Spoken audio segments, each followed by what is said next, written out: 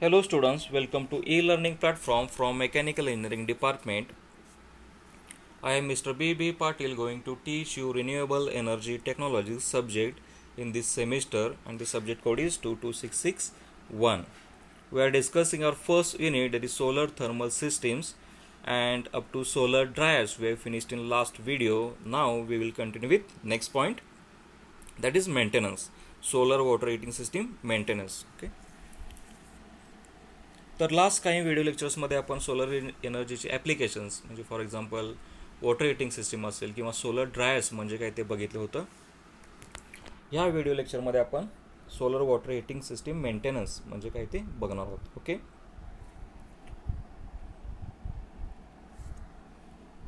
Solar energy system requires periodic inspections and routine maintenance to keep them operating efficiently. Okay. Also, from time to time, components may need repair or replacement. You should also take step to prevent scaling, corrosion and freezing. Okay. तर जसं की कुठलीही system घेतली तर त्याला maintenance हा कसा खूप गरजेचा आहे. जर तो प्रॉपरली फंक्शन करणं गरजेचं असेल तर त्याचा मेंटेनन्स हा वेळच्या वेळी केला गेला पाहिजे. तसंच आपल्या सोलर वॉटर हिटिंग सिस्टीमबद्दल देखील आहे.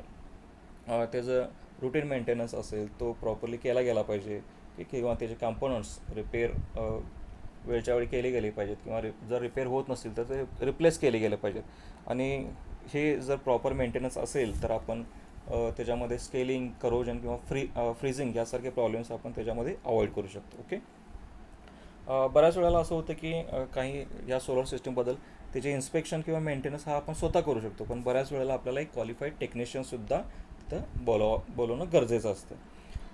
किंवा जसं आधी मी सांगितलं जसं की काही जे तिथले कंपाऊंड्स असतात ते बऱ्याच वेळा रिपेअर होत नाहीत, मग ते थोडंसं कॉस्ट इफेक्टिव्ह देखील असतं, पण ते करणं आपल्याला तिथं गरजेचं असतं किंवा रिपेअर होत नसेल तर ते रिप्लेस करावं लागते. ओके.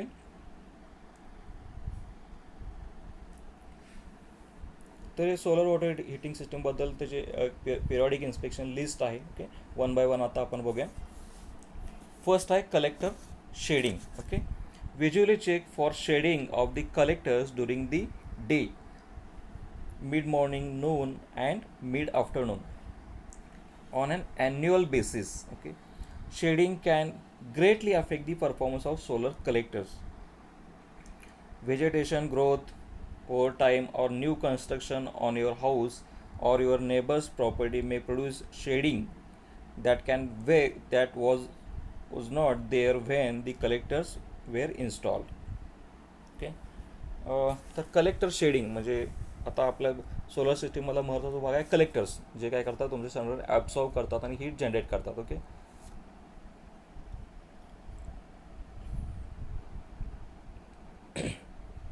तर हे कलेक्टर जिथे इन्स्टॉल असतील तिथं कसं आपल्याला एक प्रॉपर सनराईज तिथंपर्यंत पोचले गेले पाहिजेत. पण त्याला समजा काही अडथळा येत असेल, म्हणजे बाकीचे तुमचे काहीतरी तिथं झुडपं वाढले असतील किंवा तुमच्या साईडला काहीतरी कन्स्ट्रक्शनचं जे साईट चालू असेल किंवा बऱ्याच कारणामुळे काय होतं ते कलेक्टर्स त्याच्यामध्ये प्रॉपरली सनरेज पोचत नाहीत, तर हे आपल्याला ॲन्युअल रेग्युलर किंवा ॲन्युअल बेसिसवरती चेक केलं गेलं पाहिजे की प्रॉपर तुमचं तिथं लाईट पोचते का कलेक्टरपर्यंत. कारण सोलर सिस्टीममधला सगळ्यात महत्त्वाचा भाग आहे कुठला, कलेक्टर. ओके. त्यानंच जर कलेक्टर जर प्रॉपरली वर्क झालं नाही तर पुढची पूर्ण सिस्टीम आपल्याला प्रॉपरली रन होणार नाही. ओके. त्यामुळे हे चेकिंग खूप गरजेचं आहे. Shading, collector shading. Okay. Properly ते कलेक्टर्स त्याच्यापर्यंत सनराईज पोचत आहेत का, त्याच्यामध्ये काही त्या अडथळा येतो आहे का, हे आपण चेक केलं गेलं पाहिजे. नेक्स्ट आहे कलेक्टर सॉइलिंग. डस्ट और soil collectors will perform poorly. Okay. Periodic cleaning may be necessary in dry and dusty climates. तर कलेक्टरचं परत आपण पिरियॉडिक क्लिनिंग झालं पाहिजे. ओके. किंवा जर समजा त्याच्यावरती धूळ साठले असेल तर ते तितकं परफॉर्म प्रॉपरली करणार नाही, त्यामुळे ते वेळच्या वेळी क्लीन केलं गेलं पाहिजे. ओके.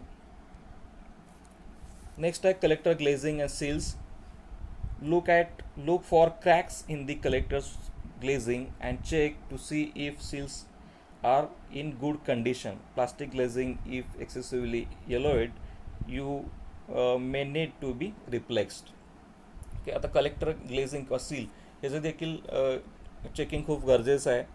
ते सील्स म्हणजे गुड कंडिशनमध्ये आहेत का, ओके. किंवा प्लास्टिक ग्लेझिंग जर असेल किंवा त्याचा समजा एलोड ते थोडंसं पिवळसर झालं असेल तर ते रिप्लेस करणं गरजेचं आहे, ओके. त्यामुळे हे देखील चेकिंग तुमच्या पिरियडिक मेंटेनन्समध्ये येतं. Plumbing, ductwork and wiring connections, okay. आणखी एक महत्त्वाचा पॉईंट, तुमचं प्लंबिंग कनेक्शन जे असतील, look for fluid leaks at pipe connections, okay. जर लिकेज असेल तर ते प्रॉपरली आपल्याला आउटपुट त्या सिस्टीममधनं मिळणार नाही, ओके. त्यामुळं तुमचे प्लंबिंग असेल, डक्टवर्क असेल किंवा वायरिंग कनेक्शन जे असेल हे प्रॉपरली चेक करणं खूप गरजेचं आहे वेळच्या वेळी. Ducts should be sealed with a mastic compound. All wiring connections should be tight, okay. Wiring बऱ्याच वेळेला लूज होतं, ह्याच्यामुळे देखील आपल्याला बऱ्याच वेळा प्रॉब्लेम्स येऊ शकतात. त्यामुळं हा जो काय पॉईंट आहे प्लंबिंग, डक्टवर्क किंवा वायरिंग कनेक्शन हे जरी स्मॉल तुमचं असेल फॅक्टर तरीसुद्धा तो चेक करणं खूप गरजेचं आहे.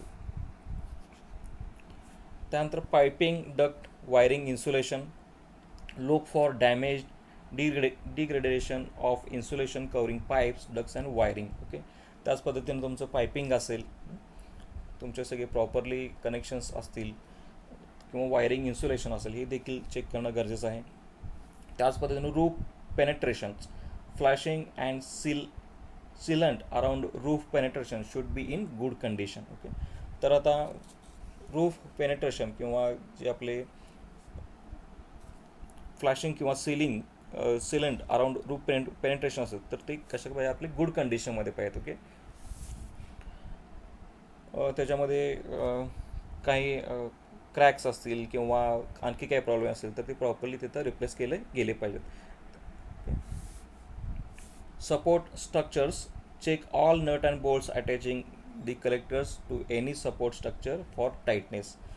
परत जे आपले नट्स किंवा बोल्ट्स असतील पूर्ण सिस्टीममध्ये जे जे आपण जिथे तर कनेक्शन्स प्रॉपरली केलेले आहेत तर ते नट बोल्ट हे देखील चेक करणं गरजेचं असतं. बऱ्याच वेळेला नट किंवा बोल्ट्स हे थोडंसं लूज राहतात आणि त्याच्यामुळं पुढंसुद्धा आपल्याला एक प्रॉब्लेम येऊ शकतात किंवा ते सिस्टीम इफिशियंटली वर्क होण्यामध्ये काही अडचण येऊ शकते. त्यामुळं नट्स किंवा बोल्ट्स हे देखील आपण चेक करणं गरजेचं आहे.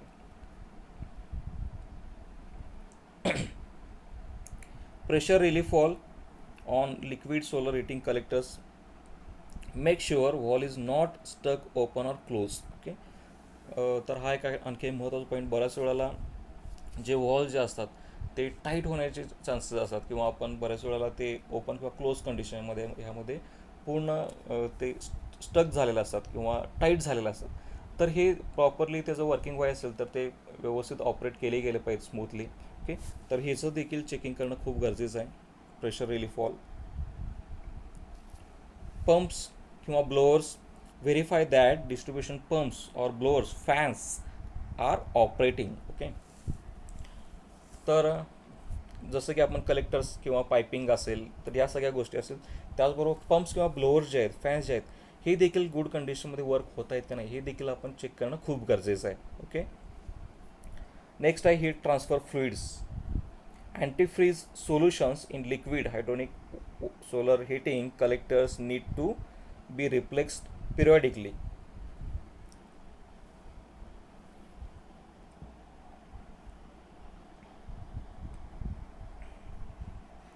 It's a task best left to a qualified technician. If water with a high mineral content, that is hard water, is circulated in the collectors, mineral built up in the piping may need to be removed by adding a descaling or mild acidic solution to water for every few years, okay. आता heat transfer fluids असेल किंवा बऱ्याच वेळेला आपल्याला पाईपमध्ये पाणी जे असतं, आता पाण्यामध्ये बरेच इम्प्युरिटीज असू शकतात, त्यामुळं त्याच्यामध्ये आतमध्ये थर किंवा त्याला स्केलिंग म्हणतात, ओके. तर हे जमा होऊ शकतं आणि हे काय करणं, रिमूव्ह करणं खूप गरजेचं असतं, की प्रत्येक एक ठराविक पिरियड नंतर 6 मंथ असतील किंवा इयर्स नंतर तर हे करणं खूप गरजेचं असतं, ओके. त्याला त्यासाठी अँटीफ्रीज सोल्युशन देखील आहेत तर हे सर्क्युलेट करणं गरजेचं असतं पूर्ण सिस्टीममध्ये, ओके. नेक्स्ट चेकिंग पॉईंट आहे तो म्हणजे storage system. Check storage tanks etcetera for cracks, leaks, rust and other signs of corrosion. आता स्टोरेज सिस्टीम असेल, जसं की तुमचे काही टँक्स असतील, ओके, तर हे देखील चेक करणं गरजेचं आहे. त्याला कुठं क्रॅक गेला आहे का किंवा लिकेज आहे का, ओके. तर हे हे छोटे छोटे प्रॉब्लेम्स देखील आपल्याला पूर्ण सिस्टीमला अफेक्ट करू शकतात. त्यामुळे स्टोरेज सिस्टीम ही देखील चेक करणं खूप गरजेचं आहे. आता प्रिव्हेंटिंग स्केलिंग अँड करोजन. आता आपल्याला स्केलिंग किंवा करोजन जर प्रिव्हेंट करायचं असेल तर त्याला तर त्याचे काही देखील एक पॉईंट्स आहेत. Two major factors affecting the performance of properly sited and installed solar water heating systems include scaling in liquid or hydronic based system and corrosion in hydraulic and air systems. Okay. आता to major factors आहेत जे affect करतात performance कशाचं, solar water heating सिस्टीमचा. Okay, तर ते म्हणजे कुठले आहेत आपले, स्केलिंग आणि corrosion. Okay, these are the two major factors affecting the performance of properly sited and installed solar water heating systems, include scaling and corrosion. Okay.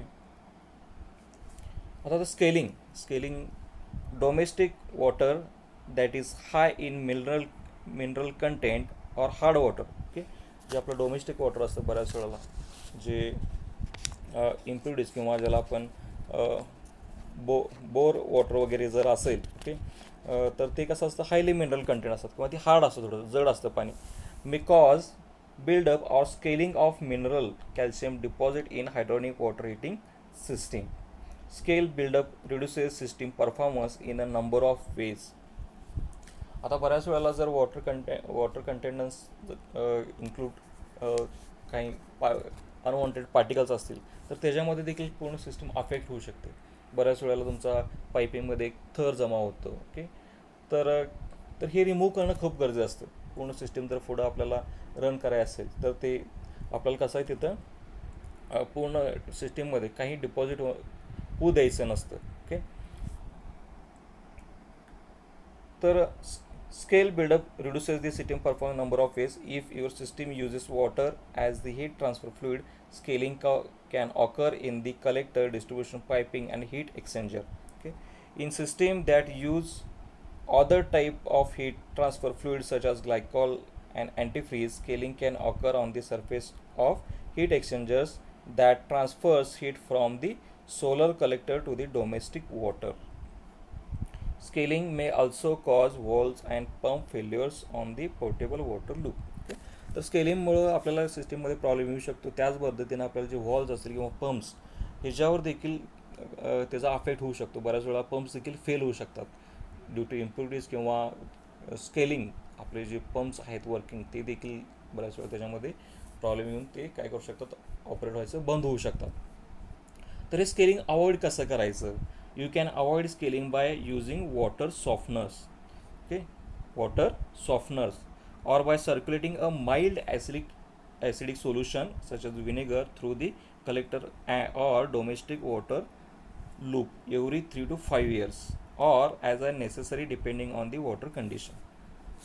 तर स्केलिंग हे रिमूव्ह करण्याचे काही मेथड्स आहेत, जसं की आपण वॉटर सॉफ्टनर्स यूज करू शकतो पूर्ण सिस्टीममध्ये आफ्टर एक ठराविक पिरियड, म्हणजे after few months or years. Okay, जसं की विनेगर आहे फॉर एक्झाम्पल, किंवा माइल्ड ॲसिडिक सोल्युशन देखील मार्केटमध्ये आहेत जे कशा असतात, पूर्ण सिस्टीममध्ये फ्लो करतात, सर्क्युलेट करतात, ज्याच्यामुळे तुमचं अनवॉन्टेड जे स्केलिंग आहे ते रिमूव्ह होण्यास आपल्याला तिथं मदत होते.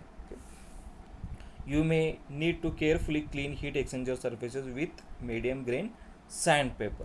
Okay, so this is scaling. Then corrosion देखील अफेक्ट करू शकतं पूर्ण आपल्या वॉटर हिटिंग सिस्टीमला.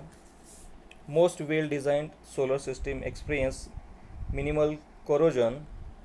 When they do, it is usually galvanic corrosion, an electrolytic process caused by two dissimilar metals coming into contact with each other. One metal has a stronger positive electrical charge and pulls electrons from the other, causing one of the metal to corrode. Okay. The heat exchanger fluid in some solar energy systems sometimes provides the bridge over which this exchange of electrons occurs. आता जर ती आपली system वॉटरची system वेल maintained असेल तर त्याच्यामध्ये बऱ्याच वेळेला corrosion हे मिनिमम असतं, तिथं फारसा करोजनचा म्हणजे त्याला गंज पकडत नाही सिस्टीम. ओके, तर गंज पकडण्याचे काही बरेच कारणं असू शकतात. ओके, ज्याच्यामध्ये इलेक्ट्रोलायटिक प्रोसेस आहे. ओके, तर हे जे करोजन आहे, तर आपण जर सिस्टीम वेल आपण मेंटेन ठेवली तर फारसा प्रॉब्लेम येत नाही. तरी देखील करोजनचे काही प्रॉब्लेम्स असतील तर त्याच्या आपल्याला ते कसं प्रिव्हेंट करता येईल बघा. Oxygen entering into an open loop hydronic solar system will cause rust in any iron or steel component. Such system should have copper, bronze, brass, stainless steel, plastic, rubber components in a plumbing loop or plastic or glass lined storage tanks. Okay. जर आपण वेल equipped किंवा properly आपलं checkup असेल तर corrosion फारसं येत नाही. पण तरी देखील जर तुमचं system open loop hydronic solar system असेल तर त्याच्यामध्ये आपण असे देखील त्याला ऑप्शन्स असतात की आपण त्याचे जे कंपाऊंड्स आहेत ते कॉपर, ब्रॉन्झ किंवा ब्रास, स्टेनलेस स्टील किंवा प्लास्टिक किंवा इवन रबरमध्ये देखील आपण ते डिझाईन करून तिथं ते असेंबल करू शकतो. ओके, तर हे करोजनबद्दल झालं. आणखी एक पॉईंट आहे तो म्हणजे फ्रीज. जसं की काही वेदर कंडिशन्स असतात ज्याच्यामध्ये तुमचं फ्रीजिंग प्रॉब्लेम येऊ शकतो सिस्टीममध्ये. तर हे फ्रीज प्रोटेक्शन कसं करायचं. Solar water heating systems which use liquids as heat transfer fluids need protection from freezing in climates where temperature fall below 42 degree Fahrenheit or 6 degree Celsius.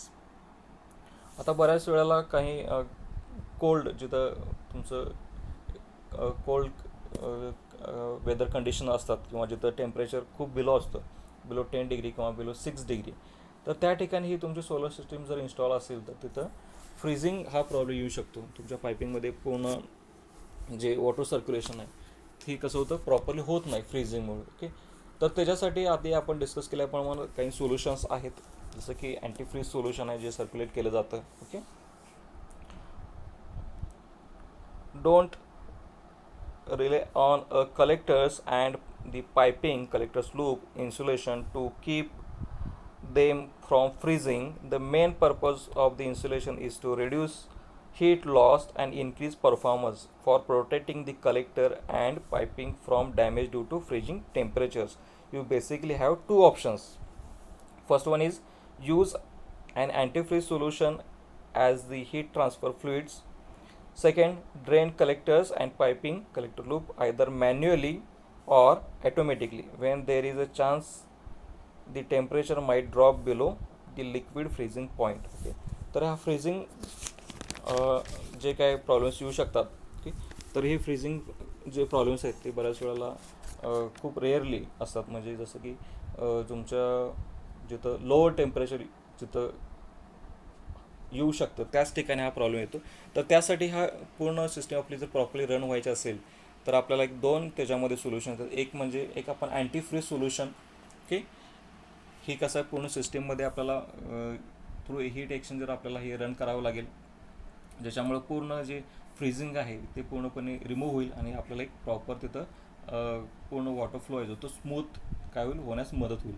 किंवा सेकंडली एक म्हणजे ते मॅन्युअली किंवा ॲटोमॅटिकली हे आपण काय करतो तो पूर्ण त्याचं मेंटेन करणं किंवा drain the collectors and piping either manually or automatically. Okay, म्हणजे जर तसं पॉसिबिलिटी असेल तर त्या ठिकाणी हे मॅन्युअल किंवा ॲटोमॅटिकली आपण सुद्धा हे करू शकतो. ओके, तर हे सगळं वॉटर हीटिंग सिस्टीम मेंटेनन्सबद्दल होतं, त्याचे चेकिंग पॉईंट्स होते. So this is all about maintenance. Okay, and our first unit it is solar thermal systems. Okay, so we will stop here. Thank you.